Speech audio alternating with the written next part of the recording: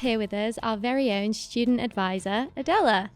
Thank you for joining us on the podcast, Adella. So today we're talking about academic pressures. So my role as a student advisor is to support students with their student experience as a whole, academic matters, their signposting to other services around the university, as well as mental health and wellbeing support, and also offering a confidential space surrounding anything that's happening in your personal life as well as academic life as well. So can you tell us a bit more about what kind of support UCL offers to help with academic pressure? Sure. So we have lots of support at UCL, including the department that I work within, which is Student Support and Wellbeing Services. So the idea of our service is that you can come to us for many different reasons. We have our disability team, we've got our mental health team, we've got student psychological and counselling services, as well as us student advisors. So an example, if you have dyslexia, maybe at college you had extra time on an exam or maybe an extra week on an assignment, you can come speak to one of our advisors and we can have something put in place called a SORA, which gives you extra time. The idea is that it allows you to have the same experiences as every other student.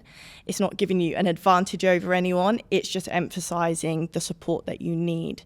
And that's the whole point of our services in general, is to make sure that you have a place to come to for that support and to make sure you're having the best student experience here as well.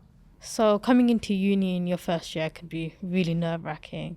So do students' advisors do anything specific for them? They do. They have quite a few things that we do. So we actually hold pre-arrival events for all first-year students to make sure that they have the connection with our service and also know about the services around the university before they come. Our sessions are actually called Meet Your Classmates and Student Advisors, and the idea is that they can meet some of their future classmates as well.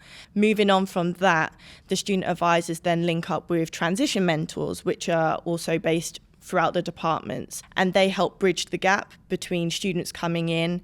Also, because they have that experience as a student, it helps them, kind of a mentor vibe if you wish.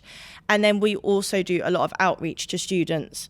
So throughout the first term and the second as well, we do a lot of outreach calls and emails to students. So you'll get a text from us saying, "Hi, I'm going to give you a call." You've probably had them yourself from us. We'll be checking in at some point. Then we'll give you a call, and obviously if we don't get hold of you, we'll leave a little voicemail. The idea isn't to force students to talk to us, but also to help bridge that gap and know that there is support here, because a lot of students may already have researched it all before they come, but many students haven't. So those are probably the core things we do in terms of first year straight into university, what to expect. And then induction events is where it's all at. So I know you have all the fun students' union stuff. We try and tag along to a few of those, but we also hold our own events, again with the idea to let you know about our services as well. Is there any other programmes or events that UCL campus advisors do to help students suffering with academic pressures? We do. We have a variety. So I myself run lots of events here on this campus, and the student advisors run a lot of departmental events as well. Those can range from therapy dogs, which we love at the start of term. We have alpacas, which are pretty cool. We also do some lower key things such as painting. We have some, lots of kind of low maintenance ones, I'd say, where you can just come and drop in and see us and have a chat.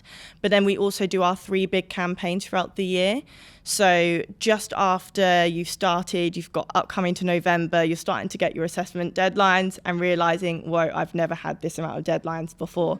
So we have Your Guide to Thrive, which is our first campaign, and it runs throughout the start of November. The idea is to help you thrive.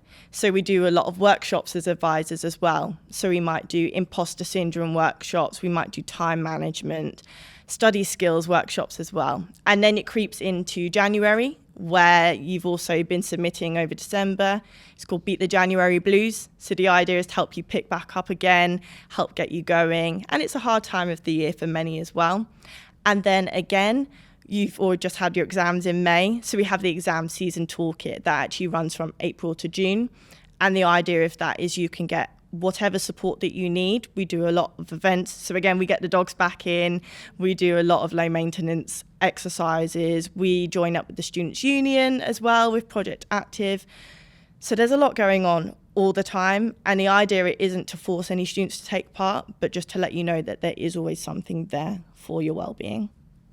So what advice would you give to a student who is feeling the academic pressure but is perhaps a bit hesitant to seek help? I'd say do whatever makes you feel comfortable, but know that the help is here. The idea of the student advisors, we do a lot of outreach. So many students that will struggle, they might not come to us straight away, but it's guaranteed that you know about us, so you might feel comfortable to come to one of us. But you have lots of departmental support, you have your department advisors, you've got your personal tutors, and don't forget your friends. You know, you've got colleagues as well that you can speak to.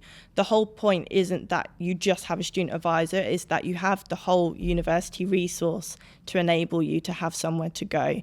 The difference is that we're just a different kind of confidential space, and also help you just get the tools together that you might need as well. That's really good. And before we let you go, can you just let us know and remind us how we can get in contact? Of course. So we have our website. The easiest way to find us, honestly, is just pop in Student Advisors, UCL, into Google.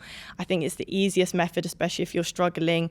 But also, if you know the website, the student advice page is right at the top, Student Support and Wellbeing Services, and that holds all of our key and core services there with all of our contact details, all the links on how to get in touch, and also Ask UCL, which is one of our core methods of contact. So pop onto Ask UCL, type in student advisor, disability advisor, and it will come up with one of us. You'll be able to send your inquiry and we'll get back to you.